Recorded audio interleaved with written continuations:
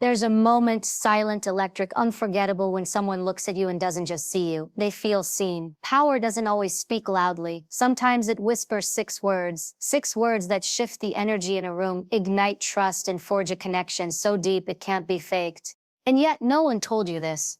Not your mother. Not your best friend. Not even your intuition. But today, I will.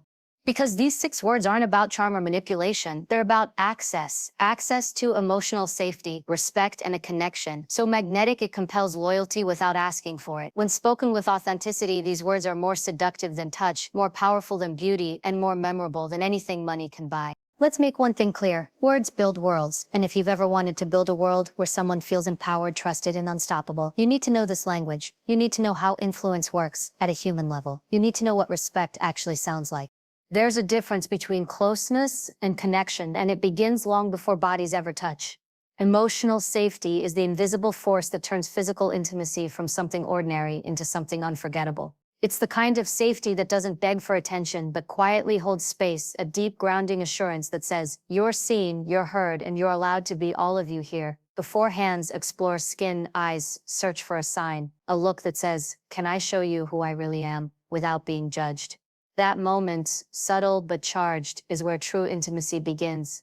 Most people chase the high of chemistry, not realizing that chemistry without emotional safety burns out quickly. It excites, but it doesn't sustain. But when someone feels emotionally safe, when they can trust that your energy won't shift at their vulnerability, they begin to open in ways that are rare and powerful. Emotional safety tells them that their silence won't be misinterpreted, their fears won't be dismissed, their needs won't be minimized. It's not about agreeing with everything. They don't need perfection. What they need is presence.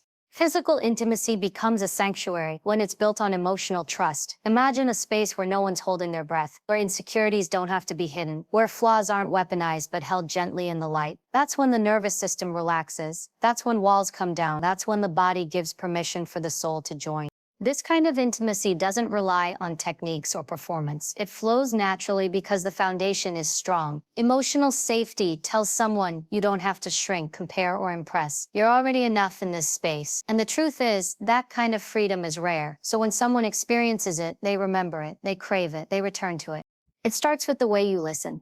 Do you pause before you respond, or are you just waiting for your turn to speak? Do your eyes stay soft when they speak their truth, even if it's messy or complicated? Do you lean in, not just physically but energetically, when they drop their armor? That's emotional safety. It lives in the micro moments, in tone, in timing, and whether someone feels like they can make a mistake and still be met with grace.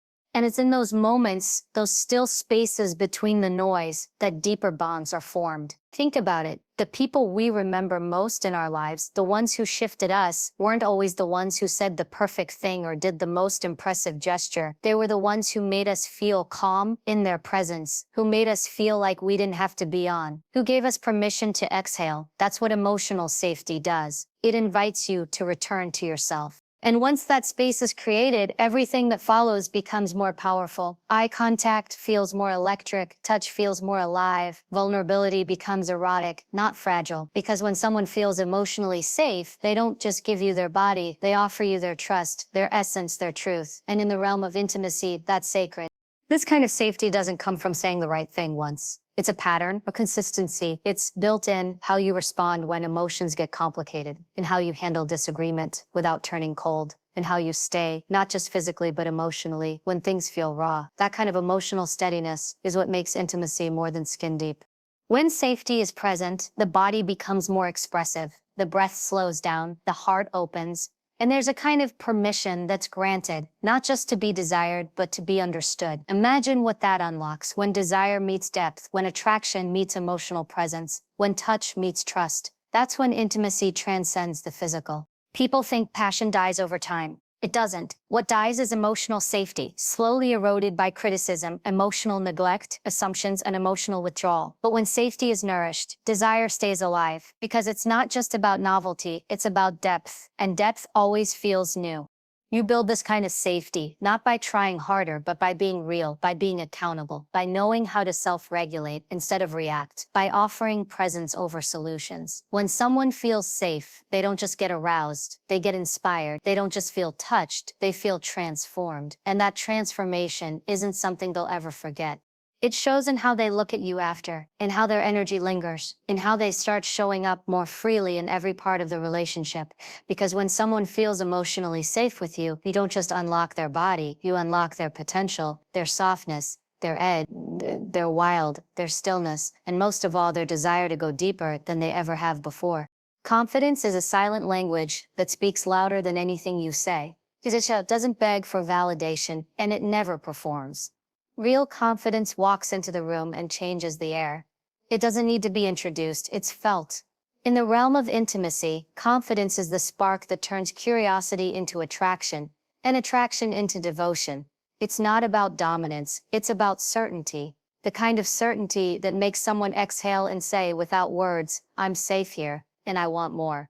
There's a reason why people lean in when they feel confidence. It calms, it intrigues, it awakens something primal, something deeply rooted in the desire to be led, to be seen, to be chosen. And when confidence meets intimacy, the experience becomes unforgettable, not because of what's done, but because of how it's delivered. Confidence is felt in timing, in restraint, in the way silence is used as a tool, not a gap, in the way hands don't rush, words don't stumble, and eye contact doesn't flinch. Confidence is the reason a whisper feels more powerful than a scream. It's why anticipation often outshines climax, because confidence doesn't need to prove. It invites, it opens a door without forcing anyone through it. And that's where the magic happens, when someone chooses to walk in because they feel the pull, not the push. In intimacy, confidence becomes a rhythm. It shows up in how you touch, not just where. In how you pause, not just how you move. Someone who is confident isn't afraid of slowing down. They don't need to rush to the peak because they know the journey is the experience. They don't rely on performance because they understand that presence is more seductive than any act. And when someone feels that kind of presence, they let go. They surrender, not because they're weak, but because they're met with something stronger. Emotional grounding. Confidence doesn't look the same for everyone. For some, it's direct and commanding. For others, it's quiet and centered. But in all forms, it has the same effect. It makes someone feel chosen, desired, prioritized, without needing to be convinced. In a world where so many people are searching for approval, confidence offers security. It creates a container where expression is free, boundaries are respected, and every movement feels like it has purpose. It starts before touch ever happens, in a glance that doesn't look away, in a voice that doesn't shake, in a decision made without second-guessing. Confidence in relationship and intimacy is rooted in self-awareness, knowing who you are, what you value, and what energy you bring into the room. When someone senses that you don't need to be anyone else to be powerful, they trust you, and trust is the foundation of desire. This kind of confidence isn't the loudest person in the room. It's the most anchored, the one who doesn't collapse under emotion or retreat from vulnerability. True confidence in intimacy is the ability to hold space without trying to fix, to witness without needing to rescue, to engage without overpowering. It's the quiet, I've got this, that allows someone to soften, to unfold, to reveal what they usually hide. Because what people crave in intimate moments isn't just touch. They crave certainty. They crave someone who knows how to be still. Someone who can read their energy and respond, not react. Someone who doesn't need permission to lead, but always offers choice. Confidence is what turns ordinary moments into sacred ones. It's the difference between someone performing for you and someone being with you. Think about how the body responds to confidence. The way tension melts, the way the breath deepens, the way the mind quiets. That's the result of being with someone whose energy says, you're not just safe, you're desired, fully, deeply, boldly. And when that confidence is combined with emotional intelligence, the result is magnetic, not because you're doing the most, but because you're doing it with absolute certainty. Confidence doesn't require validation, but it gives it freely. It's the compliment that doesn't feel rehearsed, the praise that feels earned, the touch that doesn't ask for permission because it already feels right. In intimacy, it's the difference between being tolerated and being worshipped. When someone experiences that, they don't forget. They start looking for it in every room they enter, and they rarely find it again. This is why confidence in intimacy isn't about ego. It's about intention. It's about making someone feel seen without dissecting them, held without suffocating, wanted without chasing. Confidence doesn't second guess. It speaks with clarity, acts with conviction, and offers space with strength. And when someone feels that, they lean in, not out of need, but out of trust. Confidence also shows in how you handle resistance. You don't panic when someone pulls back. You don't react when they need space. You stand firm, not because you don't care, but because you're not afraid of waiting. You're not afraid of depth. You're not afraid of real. That steadiness becomes irresistible. It becomes a lighthouse in the chaos of emotional inconsistency. It's not about being fearless. It's about knowing your worth even when things are uncertain. In intimacy, that creates heat. It creates momentum. It invites exploration. Confidence gives the silent permission for the other person to explore, not just their pleasure, but their emotions, their curiosity, their voice. And that's where real connection is born. There's a difference between touching someone's body and awakening their desire to be fully seen. Confidence is the key, not the performance kind, the quiet kind, the kind that doesn't chase, the kind that doesn't ask for praise, the kind that just is, and because of that, everything around it changes. Always fun.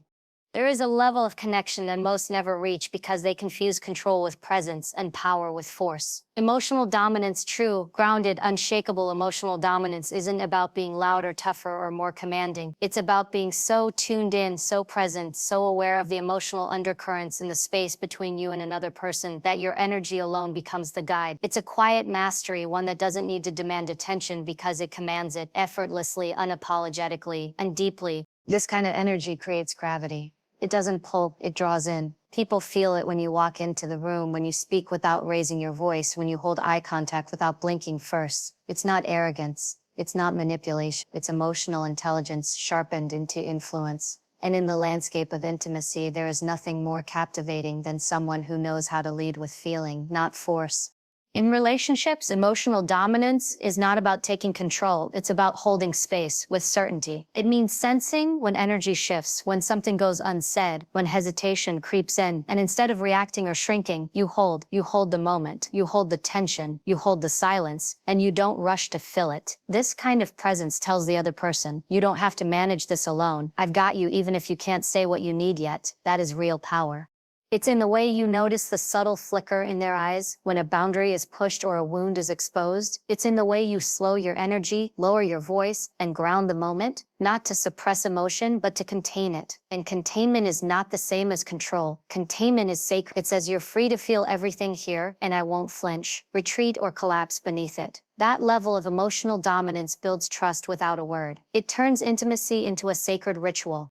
And it plays out most powerfully, not during moments of pleasure, but in the in-between, when there's tension, when there's vulnerability, when there's fear. In those moments, the emotionally dominant don't overreact. They regulate, they steady the storm without absorbing it. They become the anchor, not the wave. And that kind of steadiness makes someone feel like they can finally let go.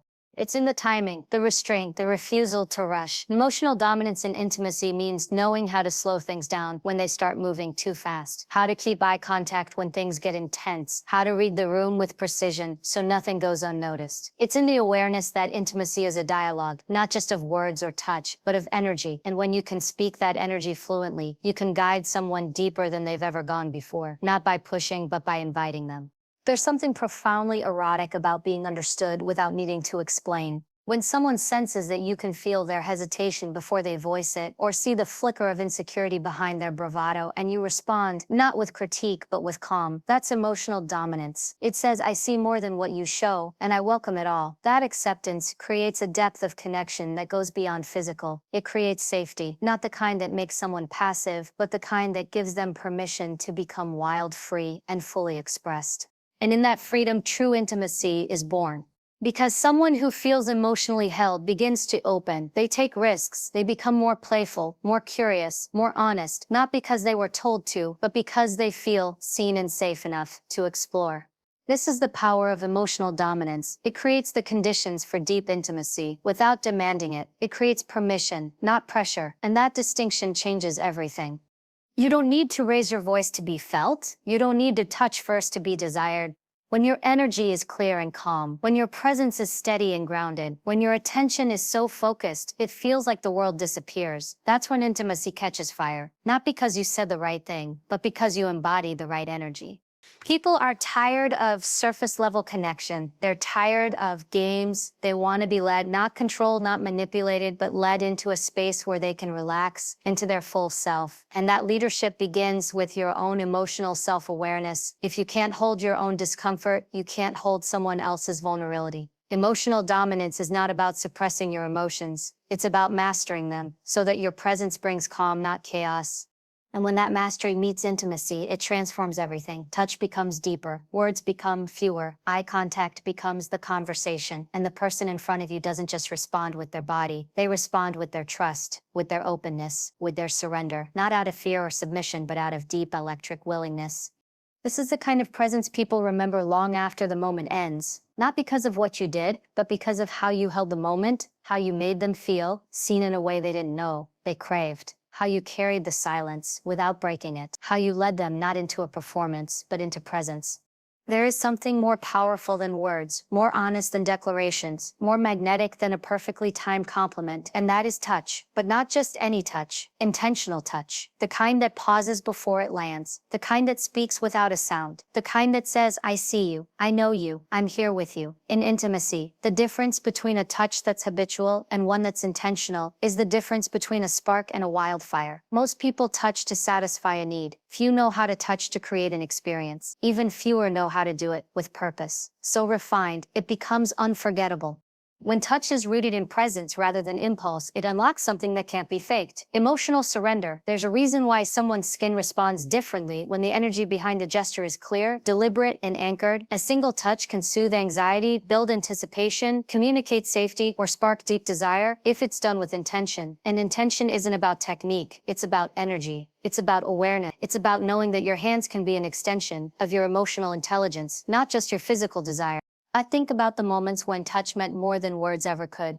A hand on the lower back while walking through a room, fingers brushing along the collarbone before lips ever make contact, the slow trail of fingertips along the inside of the wrists, saying, I could take this further, but I'm choosing to savor this first. That kind of intentionality isn't just sexy, it's grounding. It creates a deep emotional tether that says, I'm not here to take from you, I'm here to connect with you. In relationships, intentional touch is the forgotten language. We talk, we text, we explain, we apologize, but we rarely use our bodies to communicate reassurance, reverence, or rhythm. The truth is, when done right, a touch can say, I'm proud of you, I'm with you, I miss you, or I want you, without a single syllable. And when someone begins to associate your touch with comfort, with clarity, with emotional certainty, the dynamic changes. They don't just crave the sensation, they crave the security behind it. Touch is also how you mark space. It's a way of saying you're mine in this moment, not in a possessive sense, but in a presence-based one. A subtle squeeze of the hand during a vulnerable conversation, a palm against the chest when words fall short, a forehead press that says we're in sync and I feel you. These are not grand gestures. They're micro moments that accumulate, that build intimacy, not in peaks, but in sustained, steady waves. And the beauty of intentional touch is that it doesn't demand a reaction. It's not transactional. It doesn't say, I touch you so you'll touch me back. It says, I touch you because I see you and I want you to feel that. That's when walls come down. That's when someone feels safe enough to explore, to lean in, to mirror that energy with their own. It becomes a dance of attunement, not performance. There's a sacred kind of intimacy that forms when touch becomes a dialogue, when every gesture is a question and a statement at the same time. Do you feel safe? Do you feel wanted? Do you feel cherished? Let me show you. It's not always about arousal, it's about awareness. Knowing when a touch needs to be grounding and when it can be playful, when it needs to be light like a feather, and when it needs to be full of gravity. That discernment is what turns intimacy from ordinary into unforgettable. Intentional touch also breaks through emotional distance. Sometimes words can't penetrate what touch can. After a fight, a soft hand over tense shoulders can say, I'm still here. In moments of celebration, a lingering kiss on the temple can say, I'm proud of you. During stillness, fingers interlaced in silence can say, you're not alone. These are the touches that write emotional memory, the ones that get recalled in quiet moments and relived without effort. It's also about consistency. It's not about how intense the touch is. It's about how reliable it is. When someone knows that your touch will always feel safe, always feel intentional, always feel real, they start to melt before you ever lay a finger on them. Because they've come to associate your presence with safety, your hands with home. That's when intimacy becomes instinctual. That's when it becomes something they don't just want, they need, without even knowing why. And that's where the power lives. Not in how much you touch, but in how deeply you mean it. In whether your touch is rushed or patient, whether it's distracted or deliberate, whether it's claiming or connecting, intentional touch isn't about grand gestures or cinematic passion. It's in the subtle cues, the slowing down, the way you pause before you reach out, the way you hold eye contact as your fingers find their place, the way you respond to their energy instead of your own urgency. Touch is a language, but most people speak it clumsily. They move too fast, chase a reaction, and forget that the most powerful moments are usually the quietest ones. But when you master intentional touch, you don't just touch their skin, you touch their soul. You create a rhythm they want to return to. You become the moment they compare all others to. And in that space, real intimacy isn't just experienced, it's remembered. There is a forgotten art in connection, one that doesn't scream for attention but commands it in silence. It's the art of anticipation, the space before the touch, the breath before the kiss, the glance that lingers before the first move is made. This is where real intimacy begins, not in action, but in tension, in the pause, in the awareness of what's coming, but not just yet. Because when you master anticipation, you don't just create attraction, you build obsession. Anticipation is a slow burn. It's the electricity that hums beneath restraint. It's the reason someone replays a moment again and again in their mind, wondering when it will finally unfold. Most people are addicted to speed, to instant gratification, to rushing straight into the climax of connection. But what they don't understand is that the mind is the true trigger of desire. And when you stimulate the mind through suggestion, through pacing, through perfectly timed hesitation, the body becomes a willing accomplice. Think of the moments that stay with you. They're not always the ones filled with intensity. Often they're the ones charged with possibility. A look held 1 second longer than expected. A hand that almost touches but doesn't. A whisper that promises without giving. These are the moments where chemistry ignites, where the imagination begins to take over. And once the mind is involved, every sensation is amplified. Every detail becomes cinematic. That's the power of anticipation. In relationships, anticipation builds emotional intimacy because it shows intention. It communicates that you're not here to consume or conquer. You're here to experience, to savor. It says, I'm not rushing through this moment because I understand how valuable it is. That kind of presence feels different. It makes someone feel like they're not just a part of the scene, they are the scene. They become the center of your attention, the object of your study, the focus of your energy. And that kind of focus is rare. Anticipation allows time for curiosity to build. It teases the senses without overwhelming them. It gives space for trust to form and for emotions to align with desire. That's where the magic happens, when physical touch isn't just touch, but the resolution of tension that's been building, layer by layer, moment by moment. It's no longer about the action itself. It's about what the action represents: permission, desire, connection, mutual understanding.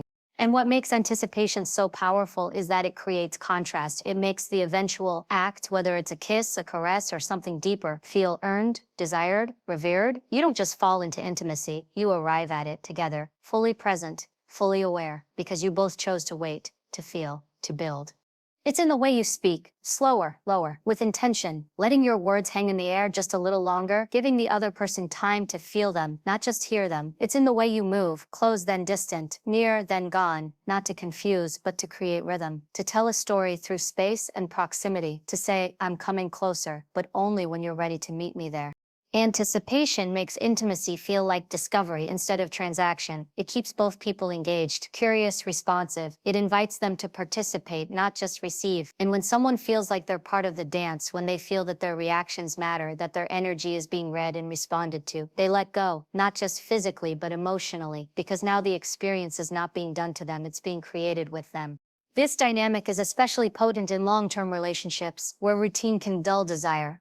When you bring anticipation back into the equation, you reignite the mystery. You reawaken that part of the brain that craves novelty, surprise, and suspense. It doesn't require grand gestures. Sometimes it's as simple as a text that hints at something coming later, a suggestive glance across the dinner table, a delayed response to a touch, just long enough to make the next one matter more. What you're doing is training the nervous system to stay alert, to stay curious. You're reminding someone that intimacy doesn't have to be predictable to be safe. That connection can be both secure and stimulating. And that the best experiences are the ones that are built slowly, with awareness, with detail, with layers. In this space, pleasure becomes multidimensional. It's not just about sensation, it's about emotion, energy, timing. It's about crafting an experience that lingers. And the only way to create that kind of experience is to learn the value of the before. The space where breath becomes shallow, where the mind races, where the heart begins to speed up. Not because anything is happening, but because something might. Anticipation builds reverence. It makes someone feel special because it says, this moment with you is worth building. It's worth waiting for. It's worth doing right. It elevates desire into something sacred, something artful. And in a world of fast everything, that kind of patience is seductive. It communicates confidence, control, and care, all without needing to rush. It's not about withholding, it's about knowing exactly when to give. And that knowledge, the ability to time your energy, your words, your touch with precision, is what separates fleeting attraction from lasting connection. When someone begins to associate you with that kind of emotional intelligence and sensual awareness, you don't just become memorable, you become magnetic. And long after the moment passes, what remains is the memory of everything before it, the heat and the silence, the ache and the waiting. The way every second felt loaded with intention, with promise, with the possibility of something extraordinary. That's the kind of intimacy anticipation creates, not just an experience but an imprint, one they won't stop thinking about.